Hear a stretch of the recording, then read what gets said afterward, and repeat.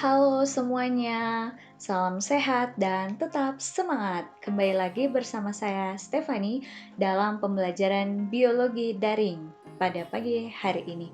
Sebelum kita lanjut pada materi kita, jangan lupa like and subscribe. Oke, siswa-siswi yang terkasih, minggu yang lalu kita sudah mempelajari tentang pertumbuhan dan perkembangan pada tumbuhan.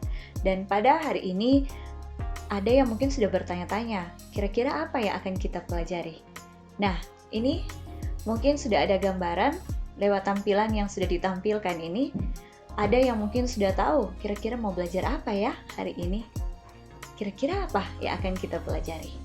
Ayo ikuti bersama saya selama beberapa menit ke depan.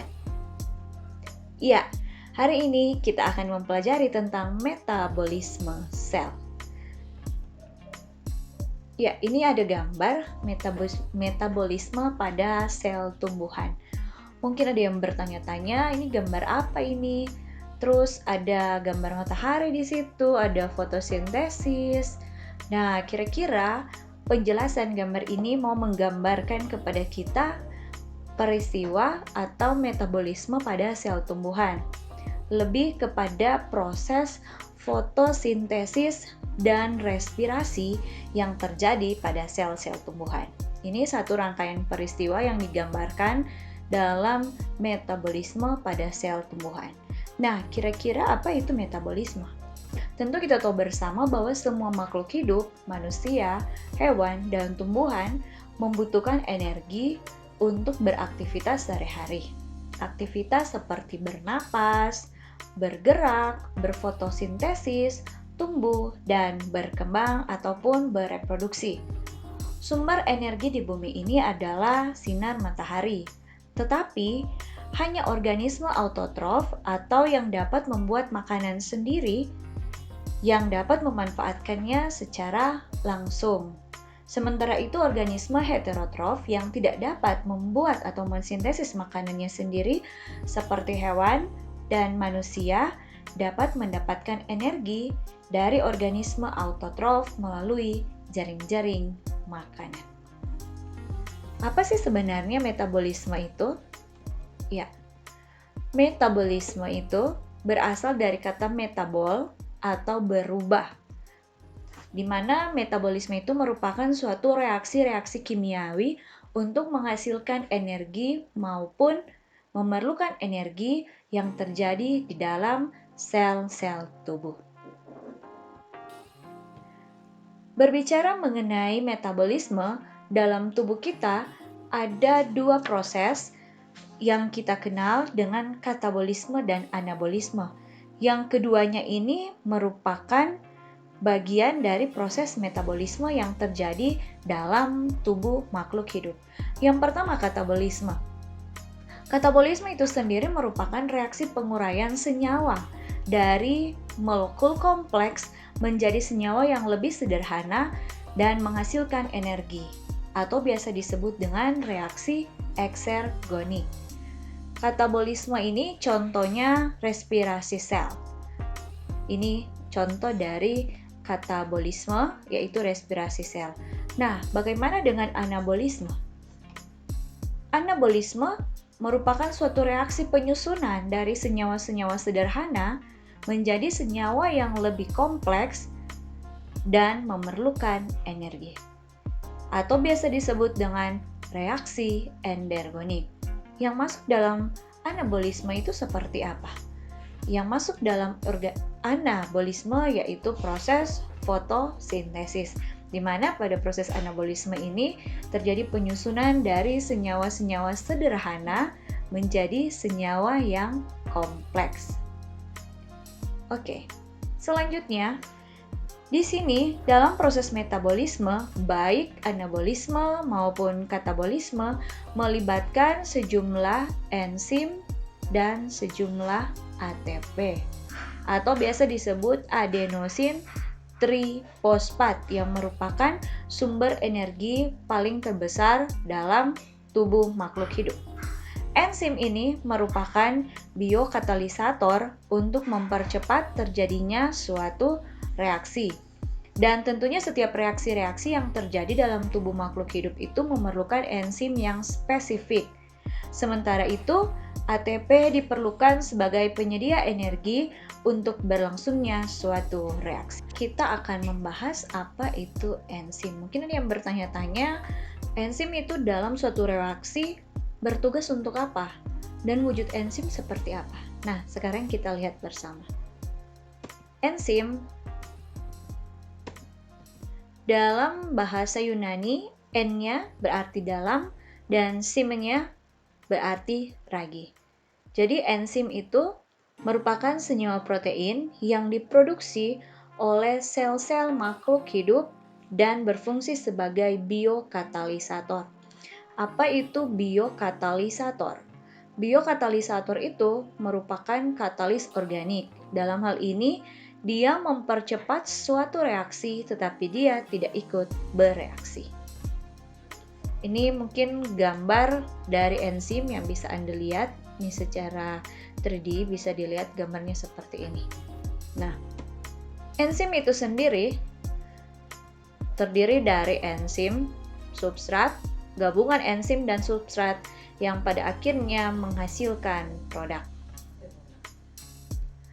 Bicara mengenai enzim, tentu ada klasifikasi atau disebut pengelompokan enzim. Yang pertama ada yang dikenal dengan enzim intraseluler. Apa itu enzim intraseluler? Enzim yang bekerja di dalam sel. Contohnya enzim katalase.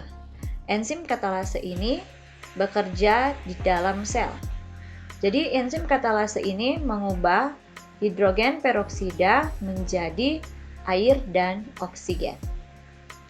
Di sini enzim katalase itu sendiri dalam prosesnya dia bekerja di dalam sel yang tadinya dia menguraikan hidrogen peroksida menjadi air dan oksigen.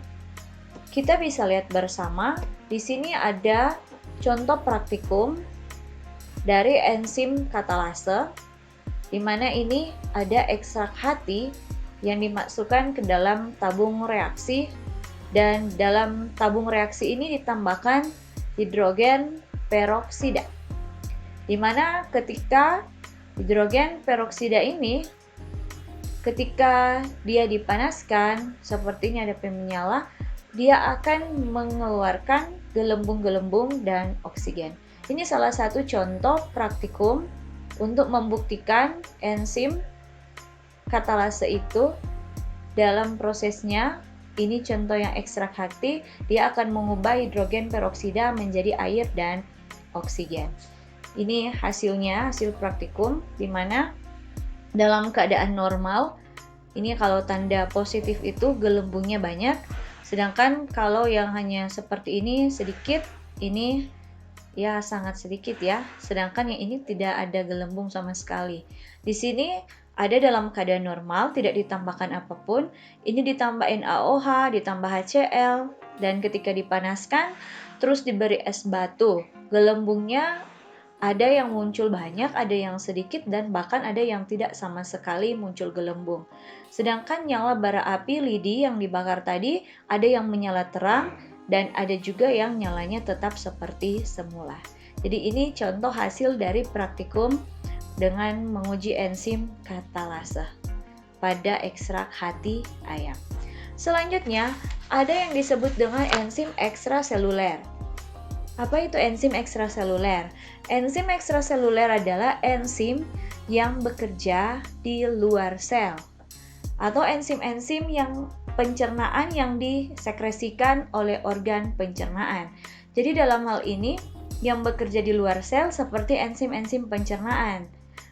Contoh pepsin, renin, atau lipase yang disekresikan oleh lambung. Ini contoh enzim-enzim ekstraseluler, di mana ini proses reaksi isomerisasi dehidroksiaseton fosfat dan gliseraldehida 3 fosfat. Nah, pertama ada enzim oksireduktase. Ini enzim-enzim yang disebut dengan kategori ekstraseluler ya, yang disekresikan dalam hal ini oleh organ pencernaan seperti pepsin, renin, atau lipase yang disekresikan oleh lambung. Tentu enzim ekstraseluler tadi mempengaruhi bahan makanan dalam rongga organ pencernaan, dengan kata lain terjadi di luar sel. Yang pertama oksireduktase. Enzim oksireduktase itu sendiri dia mengkatalisis reaksi oksidasi dan reduksi. Jadi reaksi oksidasi atau biasa disebut lepas elektron, sedangkan reduksi itu terima elektron. Ini contoh oksireduktase, ini dari etanol menjadi asetaldehid dan dari asetaldehid menjadi acetic acid. Ini dehidrogenase. Dia mengkatalisis reaksi oksidasi dan reduksi. Selanjutnya yang kedua adalah transferase, yaitu sebagai katalis pada reaksi pemindahan suatu gugus fungsi dari satu senyawa kepada senyawa yang lain. Jadi ditransfer dipindahkan dari satu gugus fungsi kepada senyawa yang lain. Ini ada contoh dari serin menjadi glisin. Ini dia proses reaksinya yang disebut dengan transferase.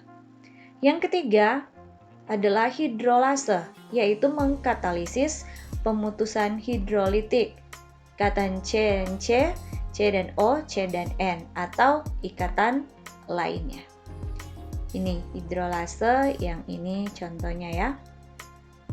Oke, yang keempat, enzim liase, yaitu mengkatalisis pemutusan ikatan C dan C, C dan O, C dan N, atau ikatan lain dengan eliminasi atom yang menghasilkan ikatan rangkap. Ini reaksinya. Ini dia. Contoh ini ya, dari malat menjadi fumarat dengan enzim fumarase. Enzim berikutnya isomerase, mengkatalisis perubahan geometrik atau struktural dalam satu molekul. Ini yang isomerase, contoh ini glukosa 6-fosfat dan fruktosa 6-fosfat, di mana glukosa 6-fosfat ini dan fruktosa 6-fosfat merupakan isomer, sehingga enzim yang membantu di sini adalah enzim fosfoglukosa isomerase. Ini rumus molekulnya sama, tapi rumus bangunnya itu berbeda antara glukosa dan fruktosa. Tapi glukosa dan fruktosa itu adalah isomer. Yang keenam adalah ligase. Nah, kalau ligase itu mengkatalisis penyusunan dua molekul yang dikaitkan dengan hidrolisis ATP. Kita bisa lihat. Ini ligase atau kita lanjut pada komponen penyusun enzim. Komponen penyusun enzim, di mana enzim itu terdiri atas komponen penyusunnya. Yang pertama adalah protein atau biasa disebut dengan apoenzim, dan yang kedua non-protein atau disebut dengan prostetik, gugus prostetik, di mana komponen non-protein dari enzim ini masih terbagi lagi atas dua, yaitu kofaktor atau yang dalam hal ini terdiri dari anorganik, sedangkan koenzim ini yang organik. Kalau berbicara mengenai kofaktor, yaitu senyawa-senyawa anorganik seperti kalsium, klor, natrium, dan kalium, atau atom logam seperti seng, besi, tembaga, dan magnesium. Kofaktor ini berfungsi sebagai katalis yang dapat meningkatkan fungsi enzim. Yang kedua, koenzim bagian dari senyawa organik, di mana senyawa organik ini seperti vitamin B1, B2, B3, B5, B6, B11, B12, dan ada juga koenzim A, ada juga NAD, nikotinamid adenin dinukleotida, ada FMN, flavin mononukleotida, dan ada FAD+, flavin adenin dinukleotida. Nah, enzim yang terikat dengan apoenzim dan gugus prostetik ini kita sebut dengan holoenzim. Jadi, terikat ini semua disebut dengan holoenzim. Itu merupakan komponen dari penyusun enzim. Selanjutnya, enzim memiliki sifat-sifat. Yang pertama, sifat enzim menggumpal jika dipanaskan. Rusaknya enzim karena panas disebut denaturasi. Jadi ketika dipanaskan tidak pada suhu yang optimum, maka enzim tersebut akan rusak. Proses rusaknya enzim karena panas biasa disebut dengan denaturasi. Kita bisa lihat contohnya seperti ini. Ini proteinnya yang normal, ini yang terdenaturasi. Rusak karena suhunya terlalu panas. Berikutnya yang kedua, sifat enzim yaitu bekerja secara spesifik. Enzim hanya bekerja pada substrat tertentu. Contohnya di sini ada enzim tialin yang ada di dalam mulut, di mana dia hanya mempengaruhi karbohidrat. Meskipun di dalam mulut terdapat protein dan lemak, tapi hanya bekerja untuk mempengaruhi karbohidrat. Itu yang disebut dengan bekerja secara spesifik pada substrat tertentu. Hanya pada karbohidrat saja. Kalau lemak dan protein walaupun ada bersama-sama dalam mulut, tidak, karena dia hanya bekerja secara spesifik pada karbohidrat. Berikutnya, sifat enzim yang ketiga, enzim itu berfungsi sebagai katalis yang akan mempercepat terjadinya suatu reaksi tanpa dia ikut bereaksi dengan reaksi tersebut. Itu yang disebut dengan bersifat katalis. Ada yang tadi di awal disampaikan sebagai katalis organik atau nama lainnya biokatalisator. Fungsi enzim yang berikut adalah enzim itu dapat digunakan berulang kali. Mengapa demikian? Karena enzim tidak ikut bereaksi, namun enzim dapat rusak sehingga harus diganti. Itulah yang disebut dengan sifat enzim yang keempat, bisa digunakan berulang kali. Walaupun dia tidak ikut bereaksi dalam suatu reaksi, dia hanya mempercepat suatu reaksi, tetapi enzim itu dapat rusak sehingga enzim tersebut harus diganti. Berikutnya, sifat yang kelima dari enzim. Enzim itu diperlukan dalam jumlah yang sedikit. Maksudnya apa? Enzim tidak ikut bereaksi sehingga dia dapat bekerja berulang kali. Selama enzim tersebut tidak rusak, tidak perlu diganti. Jadi, enzim ini walaupun tidak ikut bereaksi, dia boleh bekerja berulang kali. Tetapi selama enzim itu tidak rusak, jadi tidak perlu diganti. Kalau yang tadi, jika enzim itu rusak, harus diganti.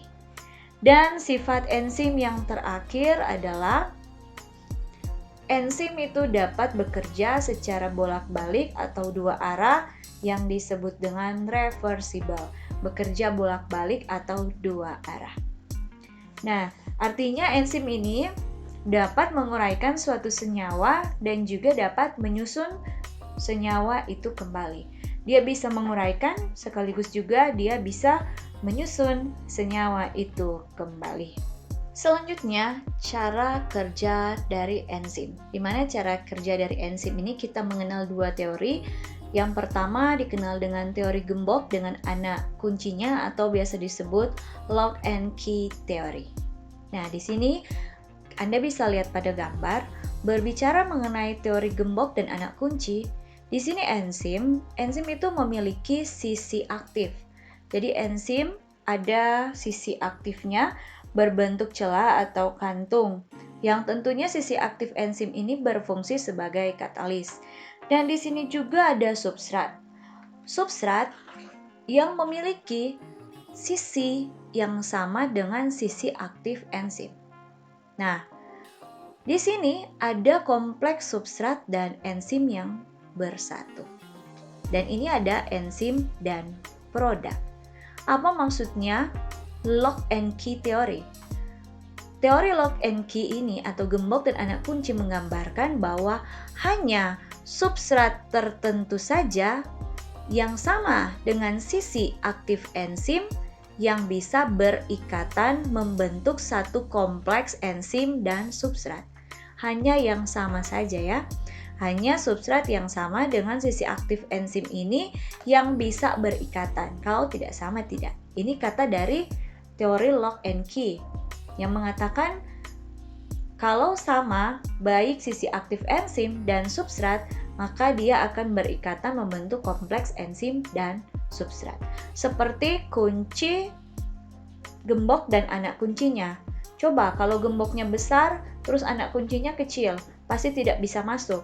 Tapi kalau gemboknya besar dan anak kuncinya memang pas yang besar seperti gembok itu yang memang cocok dengan gembok, maka ketika dimasukkan anak kuncinya, gembok itu akan terbuka. Layaknya ini teori lock and key, maka enzim juga seperti itu. Hanya yang sama dan sisi aktif enzim, substratnya itu yang bisa berikatan, membentuk kompleks enzim substrat. Selanjutnya teori yang kedua adalah teori induced fit atau teori kecocokan terinduksi. Maksudnya yang seperti apa? Kalau tadi harus yang cocok yang bisa berikatan dengan enzim, tapi kalau ini kecocokan terinduksi atau biasa disebut dengan induced fit. Di sini Anda lihat. Nah, di sini dia mengatakan enzim mempunyai bentuk sisi aktif yang fleksibel, bukan bentuk yang kaku. Dia bukan stat, tapi katanya dia fleksibel, tidak kaku. Di sini Anda bisa lihat. Di sini ada enzim yang memiliki sisi aktif yang kayak seperti ini. Agak bergelombang sedikit ya. Lihat substratnya seperti ini. Nah, kalau kita ikut teori yang pertama tadi, harusnya enzim punya sisi aktif yang sama dengan substrat yang bisa ya berikatan. Tapi ini sisi aktif dari enzim ini katanya bersifat fleksibel. Artinya dia fleksibel, dia bisa berubah bentuk menyesuaikan dengan substratnya. Ini dia. Lihat yang kedua, gambar yang kedua. Sisi aktif dari enzim itu telah berubah sesuai dengan substrat. Karena substratnya seperti ini, maka sisi aktifnya fleksibel. Sisi aktifnya berubah mengikuti substratnya. Dan di sini akhirnya dia membentuk kompleks enzim dan substrat menghasilkan produk. Jadi kecocokan terinduksi atau induced fit ini di mana sisi aktif dari enzim bersifat fleksibel atau dapat berubah sesuai dengan bentuk substrat. Nah, sekarang kita bisa lihat pada gambar selanjutnya yang menggambarkan teori lock and key dan teori induced fit. Selanjutnya kita masuk pada faktor penghambat kerja enzim atau biasa kita sebut dengan inhibitor. Penghambat kerja enzim ini ada dua, yaitu inhibitor irreversible dan inhibitor reversible. Penghambat kerja enzim yang pertama inhibitor irreversible yaitu jika berikatan dengan sisi aktif enzim secara kovalen sehingga mempunyai ikatan yang kuat dan tidak dapat terlepas. Enzim menjadi tidak aktif dan tidak dapat kembali seperti semula. Sedangkan inhibitor reversible itu jika inhibitor berikatan dengan enzim secara lemah. Artinya, inhibitor dapat terlepas kembali dari enzim sehingga enzim dapat kembali aktif seperti semula. Di mana inhibitor reversible ini terbagi atas dua, yaitu yang pertama inhibitor reversible kompetitif. Menempati sisi aktif enzim dengan cara bersaing dengan substrat. Maksudnya seperti apa? Kita lihat pada gambar di atas. Di sini, ini inhibitor reversible kompetitif. Ada enzim, ada substrat. Di sini, inhibitor dia akan bersaing dengan substrat untuk mendapatkan sisi aktif dari enzim. Jadi di sini ada inhibitor, substratnya seperti ini. Di sini ada satu lagi inhibitor yang memiliki model atau bentuk seperti substrat. Dia mengikuti substrat itu, sehingga menyebabkan inhibitor ini bersaing dengan substrat untuk memperebutkan sisi aktif enzim. Jadi apabila enzim ini sudah berikatan dengan inhibitor, maka sudah tidak bisa lagi. Karena apa? Inhibitor menyerupai substrat. Dia menyerupai bentuk substrat sehingga bisa saja enzim tidak mengenali ya bahwa itu inhibitor untuk memperebutkan sisi aktif dari enzim. Nah, ini dia. Karena sudah ada inhibitor, maka substrat tidak bisa berikatan lagi dengan sisi aktif enzim melainkan dengan inhibitor. Itu yang masuk dengan inhibitor reversible kompetitif. Yang kedua, inhibitor reversible non-kompetitif. Seperti apa dia? Dia tidak bersaing secara langsung untuk memperebutkan sisi aktif enzim, tetapi akan menempati bagian lain dari enzim. Bukan pada sisi aktif, dia tidak bersaing di situ, tapi pada bagian lain dari enzim. Nah, ini dia. Di sini inhibitor non-kompetitif, dia tidak bersaing dengan substrat untuk memperebutkan sisi aktif daripada enzim, melainkan inhibitor non-kompetitif ini akan menempati bagian lain dari enzim. Jadi inhibitor kompetitif dan non-kompetitif bisa digambarkan seperti ini. Ini ada reaksinya, di mana substrat akan bersaing dengan inhibitor ini untuk menempati sisi aktif daripada enzim. Tapi di sini inhibitor yang duluan ya.